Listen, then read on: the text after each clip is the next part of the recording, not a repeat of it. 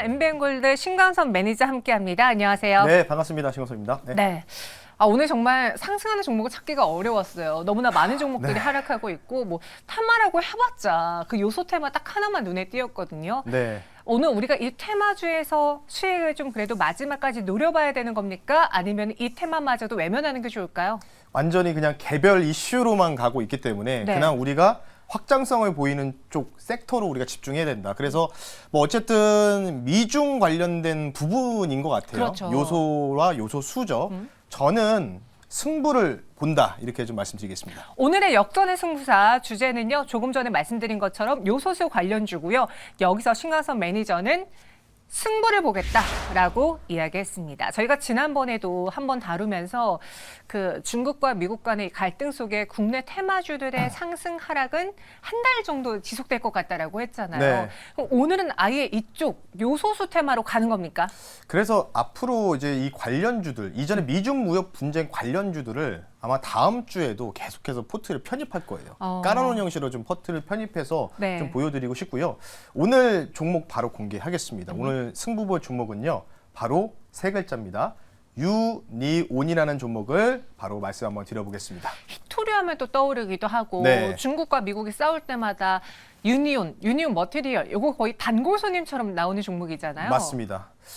이벤트가 좀 있어서 좀 사실 이벤트라기 하기에는 좀 악재 이벤트겠죠. 그렇죠. 그러니까 9월 달 내내 시장이 조금 전반적으로 안 좋을 가능성들이 바로 이쪽에서 우리가 힌트를 얻어야 되고 오히려 반사수의 가능성들을 봐야 되는데 자, 이 회사 같은 경우 여러분들 아시다시피 원래 히토류 관련주로 엮여 있었죠. 뭐 거기다가 뭐 페라이트, 뭐 세라믹이라고 하죠. 이 관련주로 엮여 있어서 지난 그 1분기, 2분기 넘어올 때 주가 상승이 꽤 많이 나왔었다. 이렇게 좀 말씀드리고 싶은데 유니온 종목을 다시 한번 강조드리는 이유는 바로 오늘 비료, 특히 이제 요소 관련된 부족 현상, 사재기 관련된 부분들이 현재 전국의 마트에서도 거의 품절 사태가 일어나고 있답니다. 물론 이제 정부에서 2개월치 정도는 비축 물량이 있다 이렇게 좀 표현을 하고 있는데, 근데 이 회사가 재밌는 게 유니온 그룹 이 자체가 현재 여러분들 아시다시피 이 불스원이라는 브랜드 아실 겁니다. 연료 첨가제 브랜드죠. 불스원.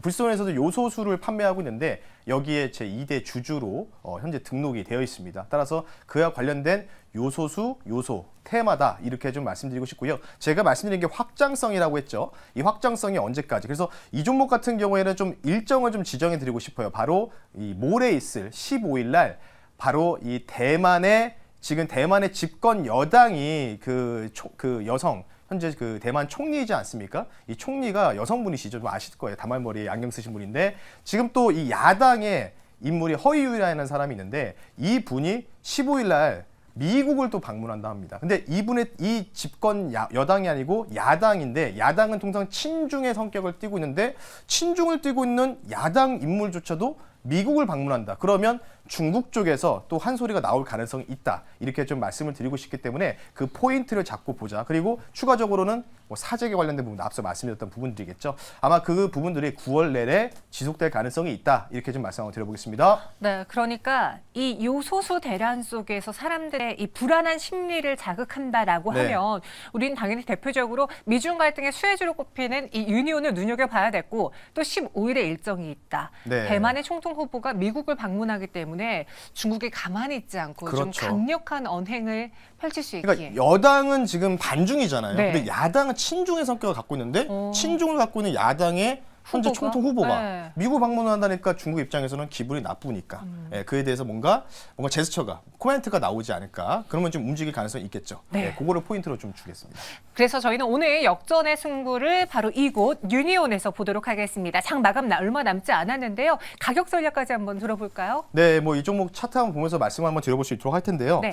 일단은 목표 수익률이 좀 기대 수익률이 좀 크다. 이전보다는 뭐 제가 10에서 15% 항상 제시해드렸는데 지금은 좀 크다. 이렇게 좀 말씀드리고 싶고요. 네. 오늘 사실은 초반에 좀 강세를 보이다가 윗골을 좀 달아줬었습니다. 근데 만약에 이날도 사실 2, 3일 전에 요소 사태 관련된 제재가 나오면서 주가 하락이 나오면 사실 움직임이 나오지 말아야 되는데 오히려 계속해서 지금 반발 매수, 저가의 반발 매수가 지금 진행되고 있다. 그래서 조금 긍정적이다. 그래서 이벤트 일정이 이제 이틀 정도 남았기 때문에 그 관련된 모멘텀 주목하실 필요가 있을 것 같고요. 목표 가격을요, 딱 악성 매물대가 지배한 자리가 7천 한 중반 정도 됩니다. 그래서 목표 가격을 7,200원 선, 이전에 좌측에 나와 있죠. 7월 6일 날 고점 연역을 말씀 한번 드려보겠고요. 손절 가격은 5,500원 선 말씀을 드릴 테니까 주가가 멀리서 보면 바닥권이기 때문에 편안하게 좀 볼 수 있다라고 좀 보시면서 유니온 15일 날 한 번 더 리뷰를 도와드릴 수 있도록 하겠습니다. 오늘의 승부주 유니온입니다. 악성 매물이 한 7,000원 중반대에 많이 네. 포진되어 있기에 저희는 7,200원까지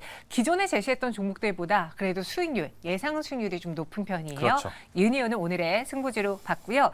이 외에 지금 이 한 미중 갈등에 대한 이야기 말고도 네. 조금 더 공략할 만한 테마가 눈에 보인다라고 들었거든요. 역전의 승부사 또 어디서 찾아볼까요?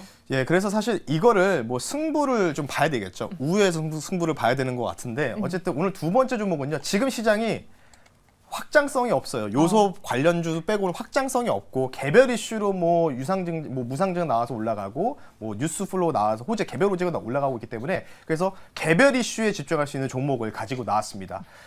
현재가로 바로 공략을 하고요. 종목명은요, 바로 KG 모빌리티라는 종목을 한번 말씀 한번 드려보겠습니다.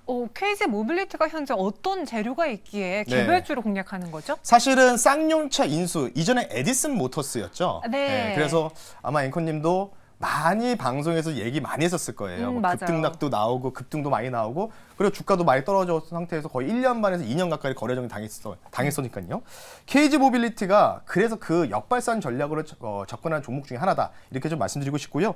완성차 생산이죠. 쌍용차 인수하고 사명을 변경했죠. KG 그룹이 인수하면서 진행이 됐었고 9월 20일 날 순수 전기 SUV인 바로 이 토레스 EVX를 출시를 합니다. 지난주에 일산 킨텍스에서 모토쇼를 단행했었는데 거기서 컨셉 튜닝카 버전을 공개해서 신선한 반응을 얻었고요. 실제로 여러분들이 토레스 EVX를 한번 포털사이트 검색하시면 이 차가 성공할 수 있을까?